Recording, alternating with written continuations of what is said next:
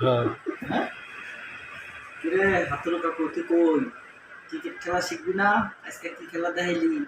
বাংলাদেশের তামিম ইকবালকে বাদ দাও, সুধীর ভাই বাদ দিয়ে আজকে কি কলা খাইছো? কলা খাইছো আজকে? এই 115 রান করতে পারো না, আবার গেছে বিশ্বকাপ খেলতে। লইছো কারে? সৌম্য সরকার, লিটন কুমার দাস। দাঁত দুধ লইয়া কি খেলা হয়? নিতা তুমি সাইফুদ্দিনের মতো একটা অলরাউন্ডারে বাদ দিয়ে নিছো, মেহেদী হাসান মিরাজরে বাদ দিয়ে, তামিমরে ষড়যন্ত্র করে বাদ দিছো। পাইছোস টাকা বদনা একটা কাপ আছে না, কাপ উঠাইছো?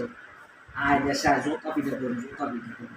শালা বাল ফলাইতে গেছো, এইরাম খেলতে পারো না, এইরাম লইতে পারো না, বাল ফলাইতে গেছো। আহো জোতা পিঠা করুন, জোতা পিঠা বাংলাদেশে আনো। বাংলাদেশের যেটা এইটা হালাল ফলাইলে একটা গাড়া, বাংলাদেশের এক গাড়া আর প্রসার হওয়ার করতে আরেক গাড়া।